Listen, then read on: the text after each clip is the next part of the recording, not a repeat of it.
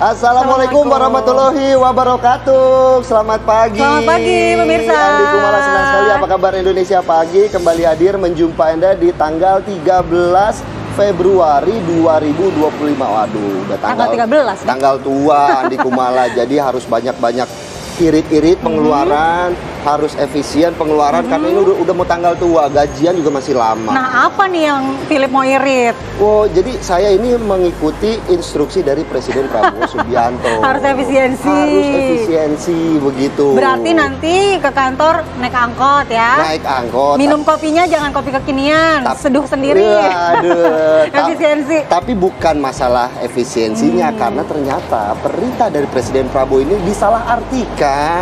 Malah dilakukan pemecatan. Efisiensi apa sih sebenarnya? Betul. Jangan disalahartikan dan jangan salah sasaran. Nah, itu dia bagaimana kemudian komunikasi dari Presiden sampai ke tingkat menteri maupun ke tingkat di level yang bawahnya. Begitu akan kita bahas di Apa Kabar Indonesia Pagi hari. Kenapa ya reaksi atau respon dari efisiensi anggaran yang diinstruksikan ini langsung dimaknai dengan pengurangan karyawan atau PHK? Betul. Kan ini jadi berimbas dan bikin gaduh begitu. Nah, kita akan membahas ini, pemirsa. Sudah hadir Ibu Adita Irawati, juru bicara kantor komunikasi kepresidenan. Selamat pagi, Bu Adita. Selamat pagi, Bu. Selamat pagi. Kemudian ada juga Mas Gunggun Herianto, analis komunikasi politik. Selamat pagi. Selamat pagi, Bu. Selamat malam. Kemudian melalui Zoom juga bergabung Mas Ahmad Nur Hidayat, pengamat kebijakan publik. Selamat pagi, Mas Ahmad. Selamat pagi, Mbak Malam, Mas Philip. Selamat pagi semua.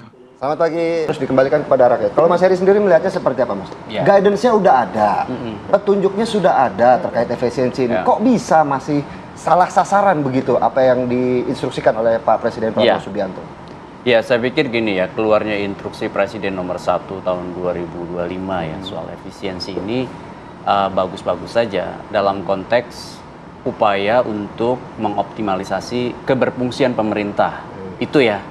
Tetapi tentu catatannya penting untuk memerhatikan 3 hal. Pertama itu manajemen datanya. Yang kedua manajemen birokrasinya. Yang ketiga manajemen komunikasinya. Karena 3 hal ini sangat mendasar sekali, persis seperti yang ditanya Mas Philip tadi. Banyak interpretasi yang bisa liar kalau kemudian manajemen datanya itu nggak bagus. Contoh misalnya, kan ini wilayah yang sangat luas. Bicara soal kementerian, lembaga dengan budgetingnya. Tentu basis data itu menjadi sangat penting sekali. Identifikasi misalnya, mungkin Pak Prabowo tahu di data besarnya, tetapi data rincian ke bawah itu kan tentu diperlukan mitigasi-mitigasi yang sangat penting, terutama di teman-teman kementerian, kemudian jajaran di bawahnya.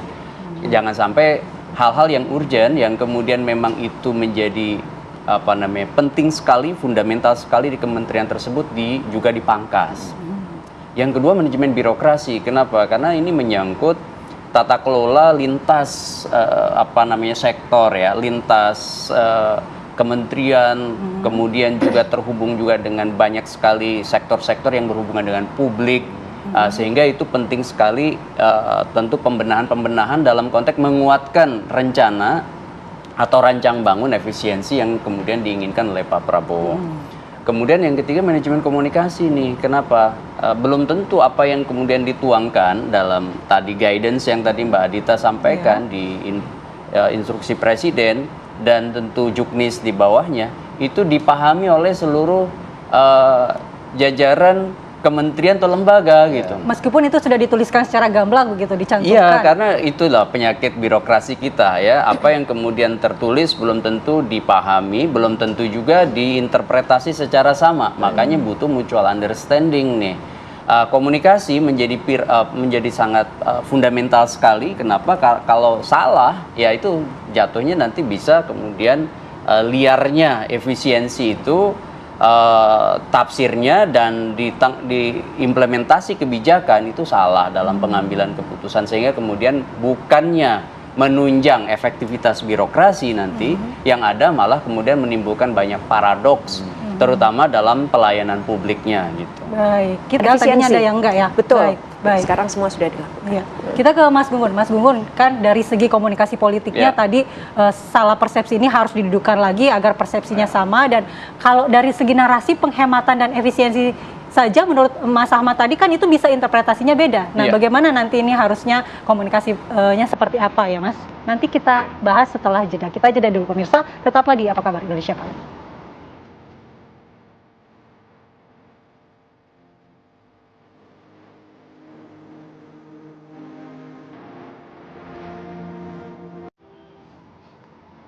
Kita lanjutkan dialog di Apa Kabar Indonesia Pagi. Kita tadi sudah menggantung Mas Gun Gun. Mas Gun Gun, silahkan Mas.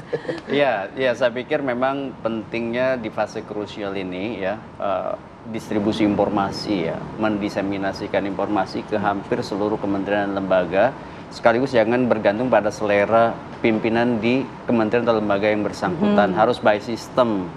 Kenapa? Karena identifikasi namanya FCR ya, finding, conclusion, recommendation. Itu penting sekali untuk menjadi solusi. Jangan sampai efisiensi ini tadi melahirkan dampak ikutan yang justru tidak selaras dengan yang dimaksudkan. Itu biasanya karena dua problem. Pertama itu salah interpretasi, yang kedua memang tidak evidence based dalam melakukan efisiensi, sehingga berubah makna yang tadi seperti disebut ya oleh kawan kita dari efisiensi menjadi pemangkasan saja. Padahal kan logiknya itu diupayakan untuk bonum komunnya ada, kepentingan atau public interestnya itu terwadahi di situ. Artinya ada upaya untuk memperbaiki keadaan, bukan hanya sekedar mengalokasikan anggaran yang sudah ada untuk tujuan tertentu, apalagi hanya sedikit orang atau sekelompok orang saja. Berarti bisa dibilang efisiensi ini kemudian salah sasaran untuk kembali menyelamatkan dalam tanda kutip pada level yang lebih tinggi begitu? Iya, level lebih tinggi itu kan publik ya, atau warga negara yang kemudian akan merasakan dampak dari efisiensi. Kan tujuan dari presiden menurut saya harusnya ke situ, bukan hanya sekedar menciptakan program populis sesaat temporer yang kemudian tidak berdampak keberlanjutan. Nah, efisiensi kita harapkan itu menjadi terobosan kan, dan itu bagus. Oleh karenanya perlu sekali mengkomunikasikan ini, dan ada tim yang menjadi gatekeeper dari bekerjanya sistem efisiensi ini, sekaligus bisa kemudian melintasi yang disebutkan bottleneck ya, hambatan sekarang sesnek ya, dan tentu juga dibutuhkan juga seluruh perangkat yang kira-kira bisa menopang bahwa efisiensi ini tidak hanya bagus di konsep, tetapi juga CPM-nya jalan, Communication of Privacy Management-nya jalan, sekaligus tata kelola dalam konteks distribusi atau redistribusi anggaran yang mungkin saja berubah dan keluar dari zona nyamannya. Baik, terima kasih Mas Gun Gun. Baik, Cari tahu lah ya, yang mana lemak, yang mana otot. Nah, yang jangan ototnya dihilangkan, lemaknya dijaga begitu. Baik, terima kasih Bang Ahmad atas waktunya, Mas Gun Gun, Terima kasih, Mbak Adita, Mas Gun Gun. Terima kasih atas waktunya.